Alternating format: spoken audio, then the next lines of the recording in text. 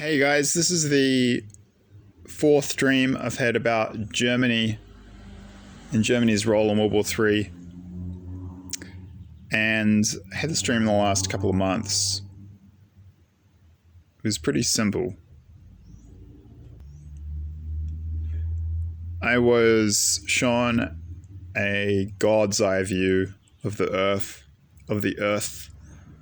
35,000 foot, 35,000 K view, as it were, like from a drone. And again, it was centered over, the view was centered over Central Europe, but it was, how do I put this? It was zoomed out further than in the video I put up where I was shown Germany being attacked and invaded by Russia and then switching sides and then attacking France. It was zoomed out so I could see more of Central Europe. And the geographical area I was shown more or less corresponds to the image that I have used as the thumbnail cover image for this video. I'm going to put a link to that image in the description box below so you can go and just have a look at it in detail if you want. So it was a really large area of Central Europe, and what God showed me is this big block of huge block of Central and Eastern European land, and it was kind of colored in a golden color, and it was like a black pen, but it was sort of it was quite a beautiful map. It was more like almost like a work of art. Like the line looked like it had been done by sort of, an artist using ink with a quill. It was this sort of, it's weird to say, but like a beautiful map of these conquests. I don't know, it was strange. And it was all golden. The whole map was golden.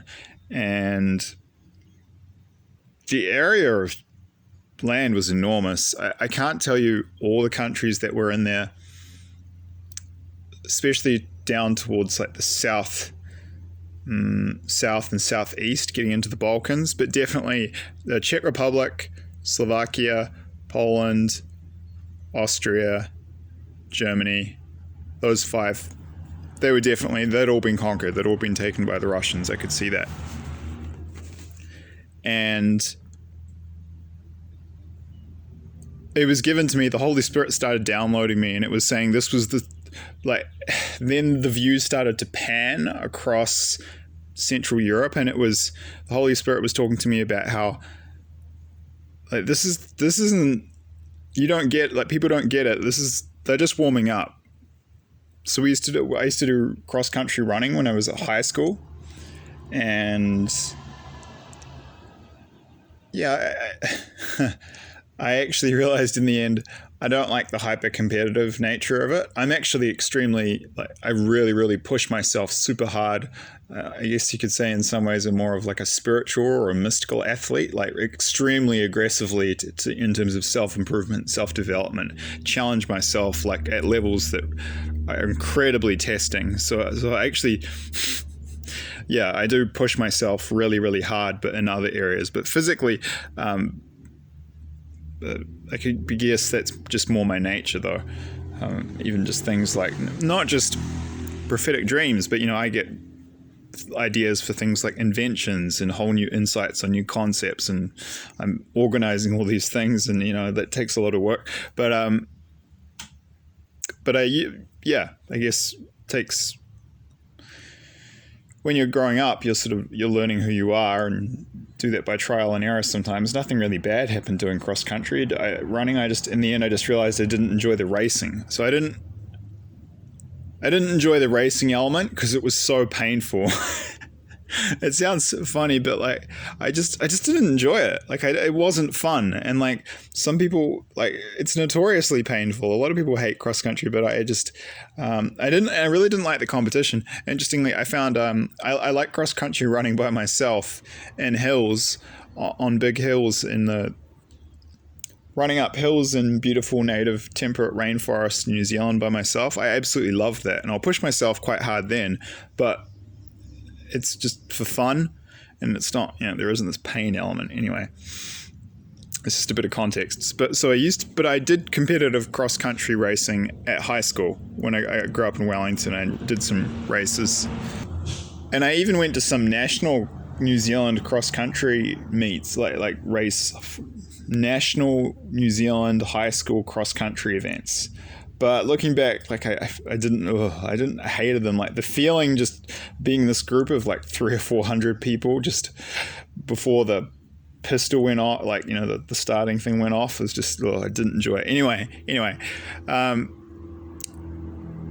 the point is that I'm getting to, we would do these things called stride outs as a warm up. I remember this because this was actually something I quite enjoyed, and it's a really good way to warm up for a long run. So what you do is you sprint like absolutely to the limit as fast as you can for 100 meters, and then you jog slowly back to where you started, and then you sprint absolutely as fast as you can 100 meters, and then jog slowly and sprint back.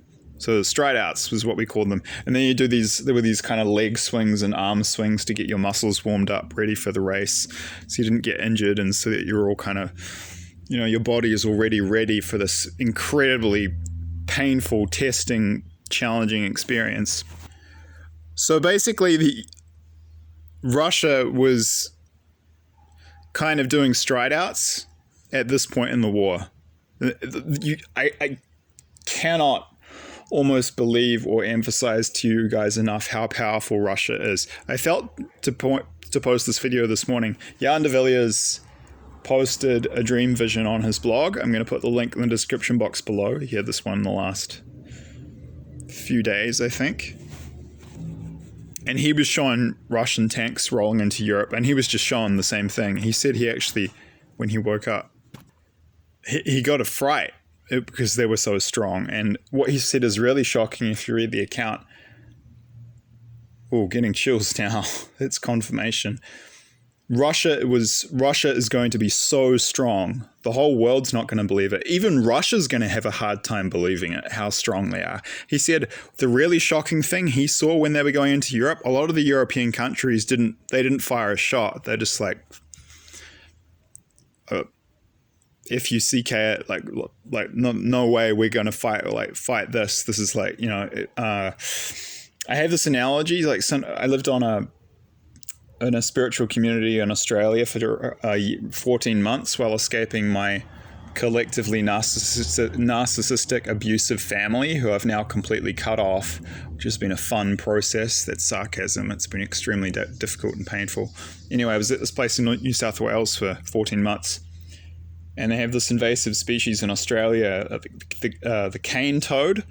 They were originally introduced to eat insects on sugar plantations, I think. Anyway, they got out of control and spread across Australia and started eating all the native wildlife, and you see them everywhere now, and they're just a big pest.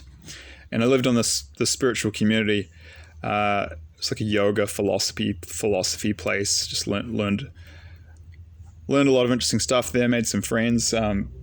It was also just a survival strategy because I needed somewhere to go, fleeing my abusive family and not having a support network elsewhere. And yeah, this place is in northern New South Wales, near a town called Murwillumbah. It's called Krishna Village. I'll put a link in the description box below, actually, too, if you're curious to know where this place is. Anyway, we would walk up this road to get to this dining hall area where we had our meals, and that was up the hill from where we did our volunteer work for the day, and we had classes on. It was a Hare Krishna place. I'm not a Hare Krishna, but I wasn't a Christian at that stage, and I was just learning about different spiritual traditions and philosophies. And actually, there was a lot of really good spiritual knowledge and wisdom that I got from that tradition, just useful points of wisdom. But I'm not a Hindu. And the camp I was in was actually just for young people who were interested in spiritual stuff, and we got classes on Vedic knowledge. But people there, they were just young people there were all just interested in becoming more spiritual and better people in general. So there was like some elements of like Christianity, some of more New Age. But this is just as I was kind of finding my path. and I learned a lot there. But yeah, we would walk up the hill from this area where we lived in tents. We did our volunteer work and we had our meals and we got our classes. We had our lunch there, but we'd had breakfast. We would have breakfast and dinner at this Hare Krishna temple up the hill. And yeah, so every day and every evening we'd walk up and down. And I'd often see squashed cane toads. And I had this kind of gave me this insight. Like sometimes you're the 4-wheel drive, sometimes you're the cane toad. Like sometimes, like if you just sit there, you're going to get squashed.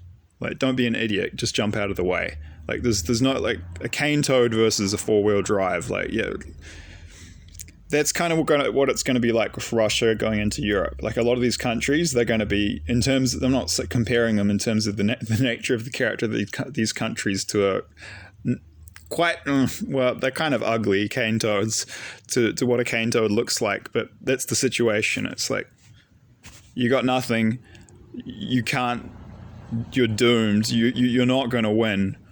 Why would you not just hop out of the way? If you sit there or try to resist, you're going to get squashed.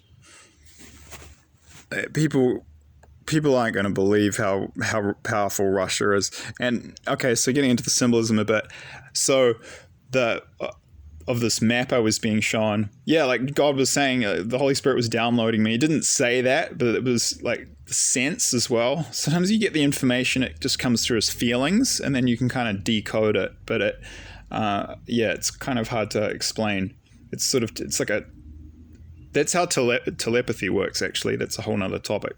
Anyway, yeah, the feeling and the sense I was getting, the Holy Spirit was sort of telling me some stuff and giving me feelings about it, showing me things. Yeah, this is like Russia doing stride outs. And the mind-blowing thing is that Russia at this point had taken territory that... The territory in that map is like a lot of what Nazi Germany had taken early in the stages of World War II. And, then they went on to go into, like, I think they went into Norway. I think they annexed Norway. I think they annexed Denmark. They went to the Low Countries. They went to France. So the area of land that Germany conquered in Europe did expand somewhat beyond that area, but not a lot. Most of the war was in the east. A lot of people don't realize but like 60 to 70% of World War II was the Eastern Front. Like that pretty much was World War II. I mean, that's not, in terms of like loss of life and where the biggest battles were, it was Germany versus Russia. That was most of World War II. And it's a myth propagated by the US that the US came in and helped save the day. Russia defeated Nazi Germany. I mean, they took I think it was 30 to 50 million Russians died.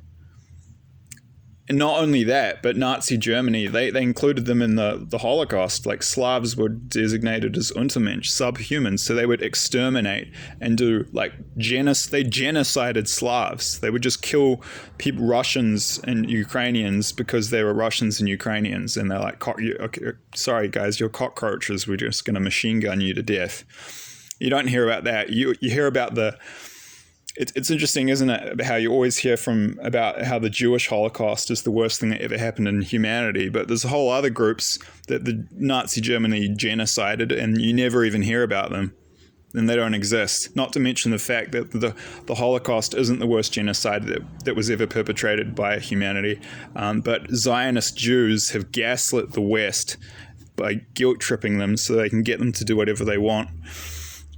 Yeah, besides the fact that they have control of the American political system because they have videotapes of American politicians, having sex with underage girls and boys and raping them.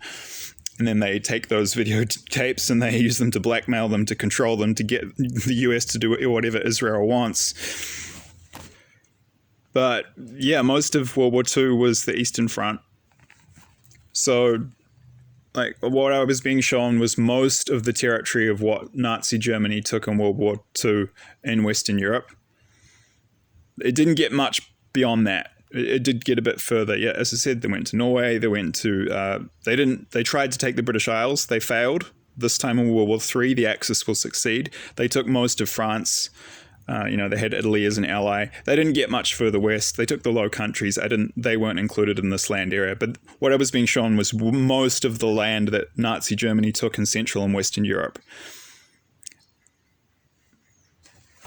So this is kind of getting near the height of their success. And God was saying, like, Russia will have, all of Russia, and then they'll have all that land that Nazi Germany took at the height of their success. But that's just the frickin' warm-up. Those are their stride outs. They were still like 20 or 30%. They were still accelerating. Then they're going to take all of Europe. Then they're going to go across the Atlantic and they're going to take Canada, and then they're going to take down the US, the most powerful country on earth, but which is so freaking spiritually degraded and full of evil, as all the Anglo-Zionist empire countries are. Well, I've said this before, bears repeating. US, UK, Israel. Israel's the worst. Then New Zealand, Canada, and Australia, which are basically part of the UK. The British Empire still exists. 30% in New Zealand, 80% in Canada, I think, is still, quote, crown land. We still have the Queen, or now King Charles, on our money. They're not really independent countries. It's really just one country when you dig beneath the hood, those four. The Russians are going to take over the entire freaking god dang world. They're going to go all over the planet. They're going to go to all throughout the Pacific Islands. They're going to take Australia. They're going to take New Zealand. Yes, with the help of allies, but it's going to be Russia leading it with their technology, which is so advanced. And like people have no idea what's coming. Some of the European countries will fight and go down fighting hard. Like I've had separate dreams showing the Nordic countries will be really tough and they won't surrender. But many European countries they'll just surrender without firing a shot, I think. Because they'll just like, nope, oh, okay, I'm the cane toad, Russia is the four-wheel drive. We're not stupid. And then the European leaders have more humility and intelligence and wisdom than the arrogant, ignorant, super violent Anglo-Saxons. I can say that as being both part European and part Anglo-Saxon. So a lot of European leaders will make smart decisions to save their people, but the Anglo-Saxons will be really stubborn. And the Anglo-Saxon countries are going to get the bulk of the nuclear strikes from Russia. They're going to get glassed. In Europe, there will be many nuclear strikes and a lot of destruction, but it won't be nearly as bad as in the Anglo-Saxon countries. Russia's a four-wheel drive. Many of our countries are going to be cane toads. And regardless of whether they are or they're not, Russia's going to beat everyone. Yes, in the end, we'll win World War III, but this was just a vision that God was giving me of the start. And yeah, this was after they'd taken Ukraine. They had Poland. They'd taken Poland, Germany, Czech Republic, Slovakia, and Austria, and they were just warming up. They were at like 20 or 30%. Have a look at those links in the description box below. Believe that dream was a warning. Believe it was from God. Believe it was prophetic. Thank you. Okay, I will add if I have time. There's a little detail I want to add to the dream I had. I'll put the link in the description box below just to clarify if you need that. Where I was shown Germany being invaded by Russia, then switching sides and attacking France. Two details I didn't understand, which I subsequently got the symbolic intuitive download decode for. Seeing my German aunt by marriage, who is from the German town of Bibra, fleeing the Russian invasion in World War III, that represented that the Russians are going to get very far into Germany, because Bibra is located right smack bang in the center of Germany. There are some important railway lines that go through this relatively small town because of its geographic position. Like it's smack bang in the center of the country. So that's what she represented in the dream, that the Russians are going to get very far into Germany very quickly, and the presence of my uncle, her husband, who is a New Zealander, him running, that represented that Russia will take New Zealand just like they'll take Germany. I've had other dreams where I've seen a New Zealander alongside an American, a New Zealander alongside a Belgian more recently, and that symbolism for Russia will take Belgium and New Zealand, Russia will take the US and New Zealand, and I've also had that for Ukraine. Russia will take Ukraine and New Zealand. So God does this dual symbolism for me sometimes. So I just wanted to add that in. And the gold color. Forgot to mention that. The gold color represents that Russia is spiritually protected by God, because the West is so fallen and degenerate and just disgusting and depraved. I mean, just like European royals running pedophile rings, the US government involved in pedophile rings. That's true.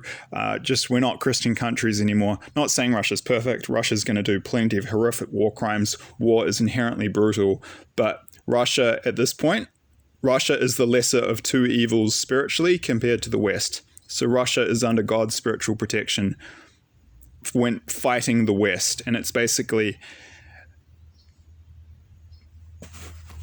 like Rome versus Carthage. The Carthaginians, the Romans were bad, but they didn't sacrifice human babies. And the Carthaginians did. That's why the Carthaginians were destroyed, because spiritually, God wasn't, they'd lost God. Yeah. It's like the universe, not the universe, God, whatever you want to call it, was giving, I used the term the universe. God's protection was not on the side of the Carthaginians, despite the Romans being pagans themselves at the time. They were the lesser of two evils. When I use the term the universe, I'm referring for me that refers to the divine intelligence of the cosmos that God puts in to make the whole structure of reality work like a kind of a clock in an autonomous way. So I'm not using it in the New Age sense. So yeah. I'm not saying Putin's perfect. I'm not saying he's a good guy. Things are really black and white. Like God has showed me he has a lot of narcissistic traits. Imperial aggression isn't a good thing. It's not really good guys and bad guys. If that's the way you look at war, I think it's a very simplistic kind of childish way of looking at war. But Russia is certainly the lesser of two evils at this point. We are Babylon in the West. The Anglo-Zionist Empire is the worst. And in this war between Christian Russia and pagan Antichrist, the pagan Antichrist Anglo-Zionist Empire, Europe's good, Europe's different. They don't have a choice because they're vassal states of the Anglo-Zionist Empire, so they're getting dragged in whether they want to or not. Get good energy from most Europeans. Well, because Russia's the lesser of two evils and more Christian. They're protected by God spiritually, and we aren't. And that's what the golden color represented. And that's partly why Russia will take over the world. What's coming is beyond people's imaginations. It's going to be like the most insane, epic, sci-fi thriller movie ever, except we'll be living it. But try to get to a safe zone country so you can watch it as a spectator instead of having a starring role dying in the movie. Thank you.